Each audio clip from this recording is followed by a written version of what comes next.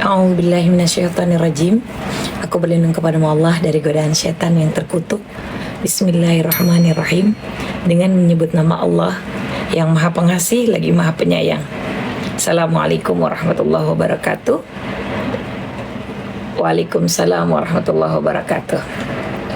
Apa kabar pagi ini teman-teman? Sehat walafiat ya. Alhamdulillah Samarinda hadir. Oke teman-teman, ada judul di atas kepala saya. Apa judulnya? Coba teman-teman komen, judulnya apa di atas kepala saya? Terbaca nggak? Apa judulnya? Waalaikumsalam warahmatullahi wabarakatuh. Saya mau kasih judul itu. Saya baru nongkrong lagi nih, kemarin saya live-nya nggak? 5 janji Allah ya. 5 janji Allah dalam Al-Quran. Oh ini yang ketinggalan. Sebentar.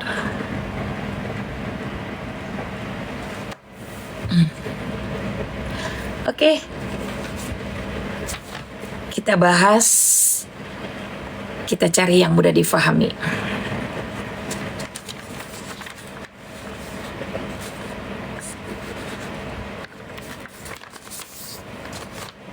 Lima janji Allah dalam Al-Quran. Terima kasih ya dijawab. Oke teman-teman, kalau kemarin teman-teman ada sebagian yang mengikuti, ini semua tertera dalam Al-Quran ya kak. Mungkin terlihat simple kak, terlihat simple kedengarannya, tapi semua itu nyata kak, dan itu real. Ya, ada orang yang pasmi, apanya yang pas? Apanya yang pas kak? Oke. Dalam kehidupan ini banyak sekali orang yang kalau diingetin, hey, jangan nonton video porn. Hey, jangan nonton video porno aksi gitu ya. You stop zina. You jangan melakukan LGBT. You jangan mencintai sesama jenis. Karena dalam Al-Quran itu semua dilarang. Dan itu dilaknat. Kata-kata itu adalah fahsya namanya. Fahsya itu sumber keburukan yang ada dalam nafsu syahwat seseorang. Jadi seseorang itu punya yang namanya nafsu syahwat, sama yang punya namanya nafsu perut sama nafsu akal. Kalau nafsu syahwat itu namanya fahsya dalam Al-Quran. Nggak pernah tuh bisa dikasih tahu orang-orang kayak gitu. Stop yuk, jangan ngelakuin itu nggak bisa. Karena mereka sudah terbiasa. Terus ada yang namanya nafsu perut sama nafsu akal. Ada yang menjadi koruptor, ada yang terbiasa mencuri, ada yang terbiasa narkoboy, ada yang terbiasa merampok, ada yang biasa. Itu nafsu perut dan nafsu akal. Dalam Al-Quran disebut munkar. Kedua kecenderungan keburukan ini, kalau pengen terhindar dari keburukan ini, janji Allah yang pertama, orang yang sholatnya benar akan dijamin sama Allah akan menjadi orang yang baik, baik dari sifat dan sikapnya. Perut, akal, nafsu syahwat, sifat dan sikapnya dalam Al-Quran dijamin sama Allah kalau dia memperbaiki sholatnya. Inna sholata tanha anil fahsya'i wal munkar. Ada di surah ke-29 di ayat 45. Jadi kalau ada orang yang sholat tapi dia masih merampok, masih berzina, masih nonton video porn, masih juga LGBT, masih juga dan lain sebagainya, mencintai sesama jenis, mencuri, korupsi, berarti nafsu perut, nafsu akal, nafsu syahwatnya gak bisa dia kontrol. Dia sholat, iya dia sholat, tapi sholatnya sekedar sholat yang artinya cuma gerakan olahraga. Orang yang sholatnya benar dijamin sama Allah akan terhindar dari fahsya dan munkar dalam Al-Quran di surah ke-29 di ayat 45. Yang pertama. Jadi usahakan kalau memang punya cucu yang masih kecil, punya anak yang masih kecil, utamakan adalah praktekkan sholat. Walaupun dia belum bisa bacaannya, terus kita ulang-ulang, terus diulang-ulang. Maka kalau sudah terlanjur dia besar, kita cuma bisa doakan aja, gak bisa melakukan apapun. Yang kedua, kalau misalnya teman-teman lagi galau, biasanya teman-teman ngapain? Lagi galau, lagi bingung, punya masalah kok gak kelar-kelar, punya utang, terus saja rasa hati itu kayak gundah gulana. Sholawat, ngaji, itu bagus jawabannya dan itu benar. Pokoknya nangis, oke. Istighfar, Masya Allah, ya Kak. Sholat, Kak. Saya pernah menyampaikan di surat Ar-Ra'd di ayat ke-28. Ala bidzikrillahi tatma'innul qulub. Yakin ya, zikir ke Allahnya itu dengan cara sholat. Sholat itu perintahnya ada di surah ke-20, di surah Toha di ayat 14. Kalau kita menegakkan sholat, menunaikan sholat dengan cara yang benar, maka rasa galau itu tidak akan pernah terjadi. Jaminan Allah. Allah yang menjamin, bukan manusia. Allah yang menjamin. Sholat yang benar itu akan cenderung membawa hati kita tenang. Tatma'innul qulub. Karena orang yang punya utang, punya masalah, gak bisa ada solusinya, itu bermula dari hati. Langsung lari ke kepikiran di kepala. Saya mau ngapain ya? Apa yang harus saya perbuat ya? Bingung. Maka kata Al-Quran, waqimis sholah, tunaikan sholat. Untuk mengingat Allah, bukan sekedar sholat. Sholat yang benar akan membuat hati terasa tenang. Yang punya masalah besar, ketika sholatnya benar, akan menjadi ringan. Yang punya merasa masalahnya itu sudah ringan, tapi masih dia pikirin, akan merasa seperti tidak ada masalah jika sholatnya benar karena Allah Ta'ala. Ya, maka janji Allah yang kedua, jika kita sholatnya benar, Allah akan kasih ketenangan. Ya. Oke. Ya. Kirain udah pergi. Mana ada lips nggak sih? Cuman lips rambut buat rambut. Coba cari aja di situ. Kalau pengen hati tenang, sholatnya yang benar. Gitu ya, dalam Al-Quran ada di surah ke-20, surat Toha di ayat 14. Sama di surat Ar-Ra'd, ditafsirkannya di surat Ar-Ra'd di surah ke-13 di ayat surah ke-13 di ayat 28. Ya. Ingat ya, kalau yang kalau yang masalahnya rasa berat, besar itu masalah, nggak punya teman, sholat yang benar bagaimana? Kita sudah praktek sholat Kak waktu itu. Nanti insya Allah kapan-kapan kita fahami dulu ini. Kita fahami ini dulu supaya ketika teman-teman pengen intinya pakai baju yang terbaik, tempatnya ada di mihrab, cebok terlebih dahulu mau pipis ataupun tidak ketika kita mau sholat, gitu ya. Kita sudah praktekkan sholatnya. Intinya terjadi kekhusyuan ketika kita sholat, perbaiki dari pakaian dan cara kita berwudu. Ya, pikiran usahakan fokus bahwa kita tuh pengen menuju Allah aja. Gak usah pikiran yang lain. Ingat, sholat itu gak nyampe 10 menit. Gitu ya. Oke.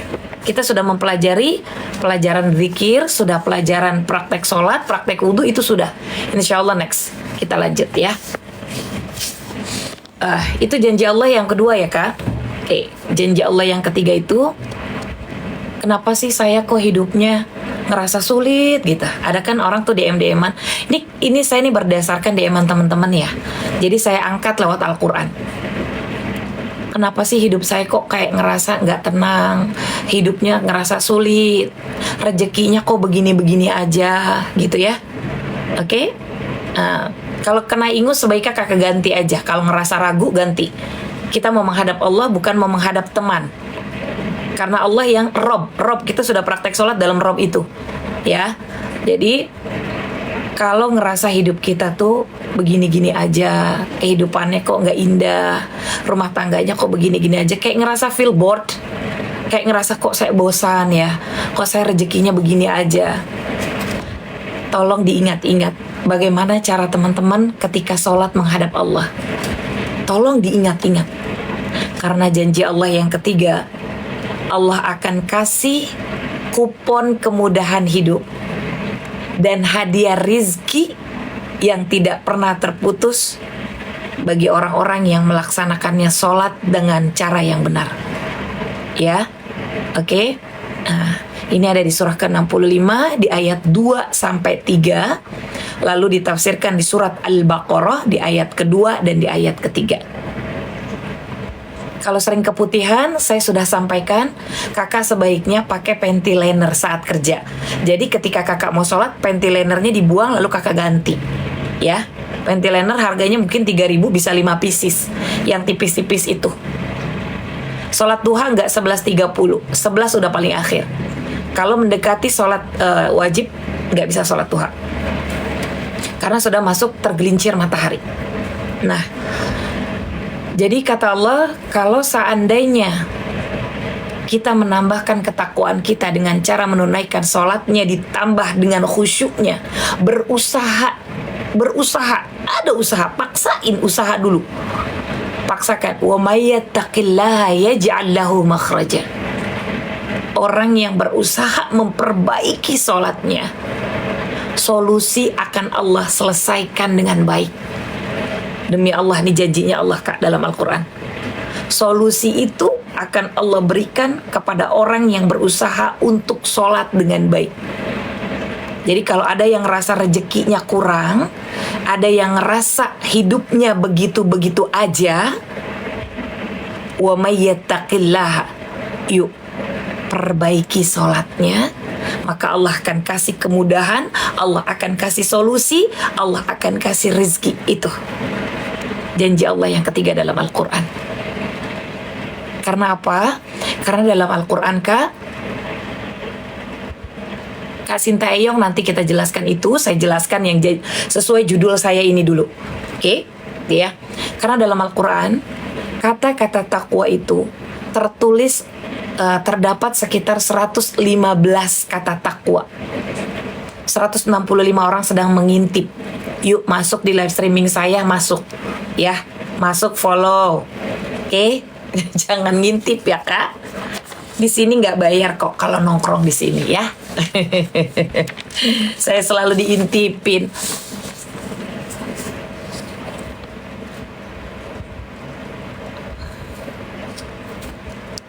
Kalau kakak memberi parcel kepada non-muslim sebagai toleransi antar umat beragama nggak apa-apa.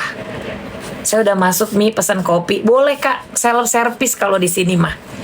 Silahkan mau bikin kopi, mau bikin teh, di belakang ada. Sendalnya disusun yang rapi ya, ketahuan. Jangan sampai saya screenshot dan saya sebarkan, malu sendiri nih yang ngintip-ngintip. Ya. Soalnya terbaca kalau di layar saya Kak. Oke. Ingat ya, kalimat takwa itu dalam Al-Quran, dia bersanding dalam Al-Quran ada sekitar 115 kata takwa. Kata takwa yang pertama itu ada di surat Al-Baqarah yang udah kita bahas. Kita sudah ngebahas Al-Quran, udah sampai di surat apa? Ada yang ingat? Al-Anfal ya, ada di surat Al-Anfal. Oke, sekarang saya mengingatkan kembali, ada di kata takwa itu yang pertama ada di surat Al-Baqarah. Surat Al-Baqarah di ayat kedua dan 3. Tahu nggak, surat Al-Baqarah ini pernah saya mimpikan Kak. Jadi intinya pada saat saya menginginkan sesuatu gitu ya, tiba-tiba di mimpi saya buka surat Al-Baqarah ayat 1 sampai 5. Dan yang saya underline, yang saya garis bawahi adalah ya ini, di surat Al-Baqarah ini di ayat 2 sampai 3. Dzalikal kitabu la raiba fihi. Dalam Al-Quran itu nggak ada keraguan di dalamnya. Masya Allah Ta'ala, Kak. Masya Allah Ta'ala itu. Jadi dzalikal kitabu la raiba fihi, Al-Quran itu nggak ada keraguan di dalamnya. Hudal lil muttaqin, sebagai petunjuk untuk orang-orang yang selalu meningkatkan takwanya. Masya Allah, Kak. Masya Allah Ta'ala. Saya mimpi itu suruh buka Al-Quran di surat Al-Baqarah ayat 1 sampai 5. Yang saya garis bawahi ternyata ya ini yang akan saya bahas. Dzalikal kitabu la raiba fihi hudal lil muttaqin. Ternyata Al-Quran itu tidak ada keraguan di dalamnya, diperuntukkan sebagai orang-orang, sebagai petunjuk bagi orang-orang yang bertakwa. Masya Allah. Masya Allah. Jadi intinya kalimat takwa ada 115 ya dalam Al-Quran. Yang pertama itu bisa saya cuma sedikit aja di surat Al-Baqarah di ayat 2 sampai di ayat ketiga. Nah, di ayat keduanya itu, Kak, kata-kata muttaqin itu, kata-kata lil muttaqin, untuk orang-orang yang bertakwa. Siapakah mereka? Mereka adalah alladzina hum bil ghaibi wa yuqimunas shalah. Mereka yang percaya atas kegaiban Allah dan percaya untuk menunaikan sholat. Nyimak sambil masak, nyimbak sambil ngegosok.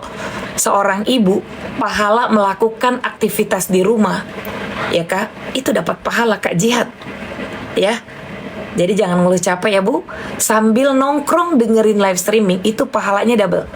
Pertama bulan Rajab, yang kedua teman-teman pahala zikir dalam surat Al-Imran ayat 119 sampai Masya Allah, gitu ya.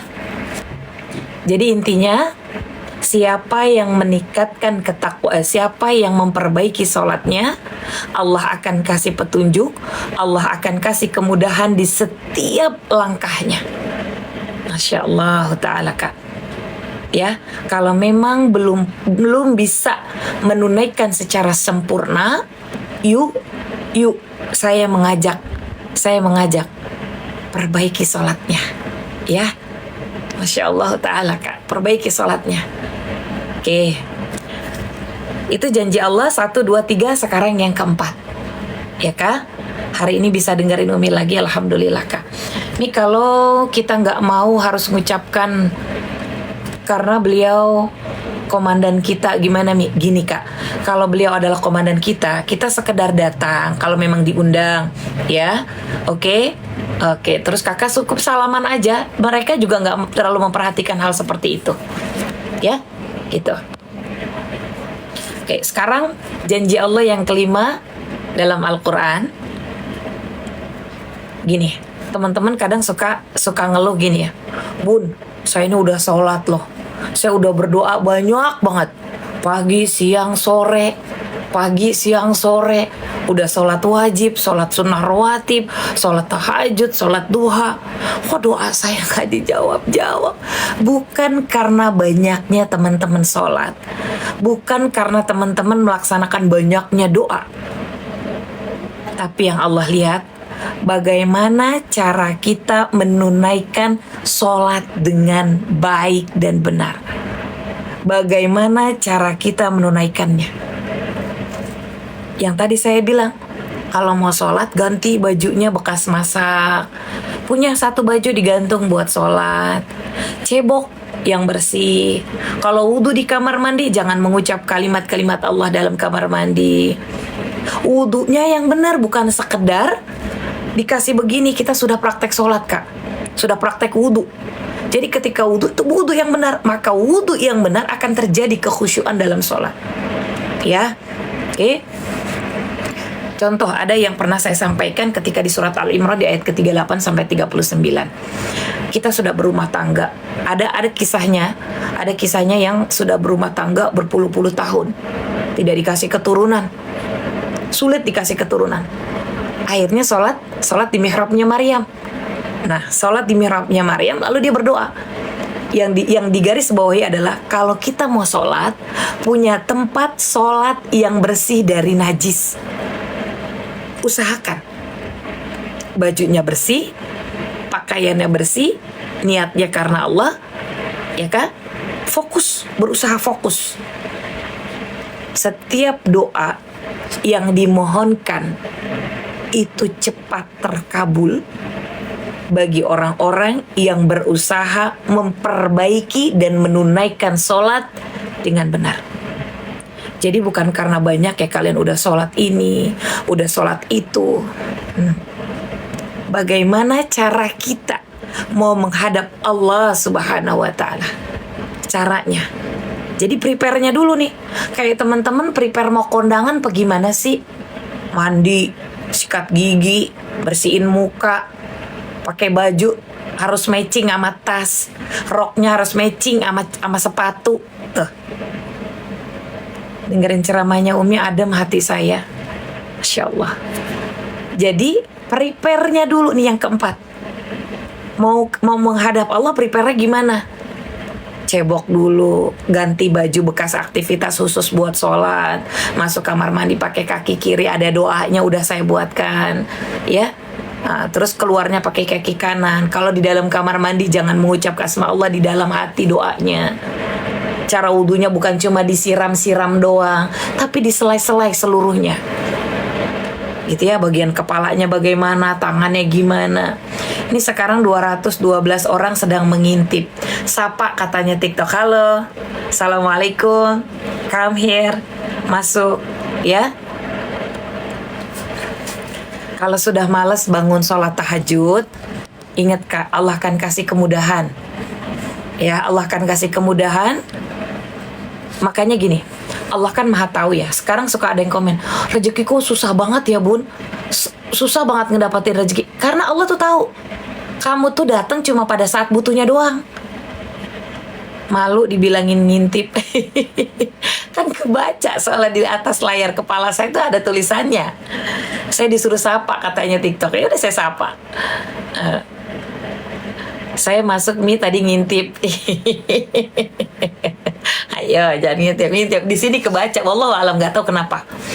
Ya, oke. Nah, jadi janji Allah yang keempat, doa akan cepat terkabul jika kita punya prepare.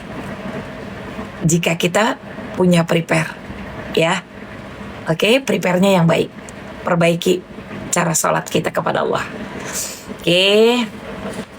Sekarang yang terakhir nih, yang kelima. Masih mau dilanjut nggak? Yang terakhir nih. Coba yang terakhir. Saya nggak ngintip Mi, iya. Lanjut. Aku juga ngintip. Oke, kita lanjut yang terakhir ya, yang kelima. Nih kalau melaksanakan qadha salat fardu melaksanakan sebelum, kalau subuh sama asar setelah adzan. Karena subuh dan asar tidak ada salat ba'diyah ya. Oke. Sekarang saya pengen tahu nih, usia teman-teman sekarang berapa? Coba komen dulu. Usianya teman-teman sekarang berapa? Coba, saya pengen tahu. Usianya teman-teman sekarang berapa? 35, 45, 56, 52, Masya Allah. Aku nggak ngintip Mi, malu Mi. 54, 46, 52, 50, 37, Masya Allah, Masya Allah, Masya Allah, Masya Allah, Masya Allah. Nah, ketika punya cita-cita waktu dulu sebelum usia sekarang, saya pengen tahu cita-citanya teman-teman apa? Cita-citanya teman-teman apa dulu? Kakak-kakak semuanya di sini nih cita-citanya apa dulu? Ah, punya cita-cita apa coba? Saya pengen tahu nih cita-cita. Karena ada kaitannya nih dengan yang saya bahas. Saya sudah gelar tikar dari tadi nih sambil ngopi. Penyiar TV, masuk surga, tentara, pengen sukses, hafiz Quran, kaya raya. Ayo cita-citanya. Jadi umi, ya Allah, guru. Banyak cita-citanya Mi. Sebutkan apa? Jadi istri soleha, pengen sukses, pengen jadi pengusaha, pengen dokter, pengen kaya, pengen ke Mekah. Masya Allah, Masya Allah. Nah, karena sekarang kan udah umurnya seperti ini ya, yang dibutuhkan hanya ketenangan, hanya kebahagiaan. Perbaiki sholat, gitu ya. Sekarang PR-nya adalah punya anak, punya menantu, punya cucu, itu udah pasti umur-umur kayak begini. Ya. Oke. Janji Allah yang kelima, jika ingin hidup sesuai dengan cita-cita, tolong sampaikan kepada anak, cucu, teman-teman atau kakak-kakak di sini. Mau sukses dunia akhirat, pengen jadi tentara, gak usah pakai nyogok. Ya, saya sudah bilang nyogok itu akan Allah laknat. Oke. Tadi saya udah sampaikan untuk rizki juga perbaiki sholat, itu janjinya Allah. Oke.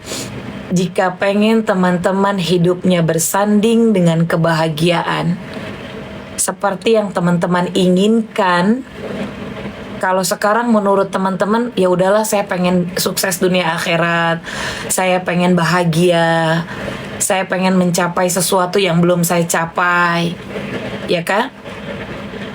Pengen jadi pebisnis lah misalnya, pengen jadi TNI lah. Semua profesi yang teman-teman dan kakak-kakak inginkan, Allah akan bimbing.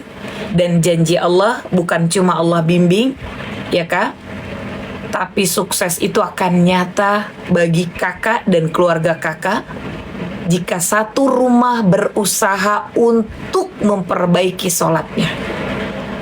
Gak ada yang gak mungkin, kata Allah. Ingat ya kak, ini janjinya Allah. Janjinya Allah. Kalau mau sukses, nggak usah nyogok. Pengen masuk TNI, tegakkan sholat, tunaikan sholat secara benar. Surah ke-23 di ayat 1 dan 2. Qad, ingat dalam Al-Quran tulisan qad itu udah paten banget. Udah paten itu qad. Sungguh, aflaha itu pasten. Pasten itu kata kerja lampau. Allah telah, ini janji Allah. Al-mu'minun. Jadi Allah akan tambahkan keimanan orang yang berusaha memperbaiki sholatnya. Allah akan memberi kebahagiaan tanpa batas orang yang memperbaiki sholatnya. Allah akan memberikan kesuksesan sesuai profesi yang dia inginkan jika orang itu memperbaiki sholatnya, bukan banyaknya sholat, tapi berusaha walaupun sholatnya 1 subuh 2 rakaat, tapi dia berusaha memperbaiki dengan tunai secara benar. Itu janji Allah. Ya, ciri-cirinya ada di ayat kedua. Kan tadi di surah ke-23 di ayat 1 sampai 2. Ciri-cirinya kata-kata al-mu'min itu apa? Yang beruntung itu tadi. Aflah itu beruntung. Ya. Alladzina hum fi sholatihim khosi'un. Adalah orang-orang yang menunaikan sholat secara benar. Fokus. Oke, nanti sedikit banyaknya saya akan kasih gambaran ya untuk sholat ya. Saya akan kasih gambarannya, tapi saya pikir yang 5 ini dulu. 231 orang sekarang sedang mengintip. Nah, suruh dikasih tahu, masuk sayang, di sini disayang sama Allah, ya. Oke. Sudah saya jabarkan 5 janji Allah dalam Al-Quran. Intinya perbaiki sama-sama sholat kita. Unzur maqala wala tanzur man qala. Tidak usah melihat siapa saya, tapi apa yang saya sampaikan jika bermanfaat, yuk amalkan. Kak Umi tahu ada bacaannya di atas kepala saya, Kak. Ada tulisannya bahkan 200 sekian, itu ada tulisannya yang ngintip. Terbaca. Ya. Masuk katanya tuh, di sini udah disiapin hihang hoheng. Pengen ke Jepang bisa, mau kemanapun, mau apapun, Allah janji. Bukan saya yang ngasih janji, Allah yang ngasih janji. Dalam Al-Quran, apapun yang kalian minta, ringkasannya adalah siapa yang pengen baik sifatnya, sikapnya, perut, akal, nafsu syahwatnya baik, perbaiki sholat. Yang kedua, siapa yang selalu galau, hatinya pengen tenang, ya kak, dalam menjalani hidup, perbaiki sholat. Ini janji Allah. Janji Allah, Allah akan kasih ketenangan yang luar biasa. Punya masalah besar jadi ringan. Punya masalahnya ringan. Punya masalah kesehatan, sakit, puyeng, kok nggak sembuh-sembuh, perbaiki sholatnya. Perbaiki sholatnya, karena ini janji Allah. Al-Qurannya udah saya bahas tadi, ya. Misalnya dalam keadaan rebahan, sakit, sholat, perbaiki. Gimana caranya usaha khusyuk? Gimana caranya fokus? Paksain dulu aja. Hempas semua bisikan syaitonir rajim. Karena setan memang gak suka kalau kita tuh khusyuk. Ya, oke? Bimbing sholat untuk khusyuk. Oke, nanti saya akan bahas Al-Qurannya ini. Oke, yang ketiga,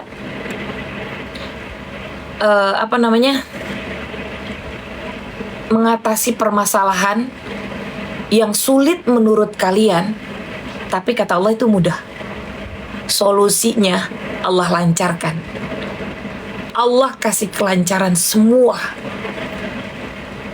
Ini yang ketiga, janji Allah kalau perbaiki sholat. Pengen suami rajin sholat, pengen anak-anak rajin sholat, kita dulu perbaiki sholat. Kita dulu. Yang bilang susah untuk khusyuk itu adalah ucapan setan. Karena setan gak demen kita berperilaku baik. Dia cuma pengen ngacauin aja. Tapi kalau memang susah untuk khusyuk, maka perbaiki diri kita dari cara kita berwudu, dari cara kita berpakaian kepada Allah. Kita mau menghadap Allah, bukan menghadap besti. Yang keempat, kalau pengen doanya cepat terkabul, Allah yang berjanji dalam Al-Quran, ini rangkumannya ya, perbaiki sholat kita. Demi Allah saya katakan dan saya merasakan. Oke,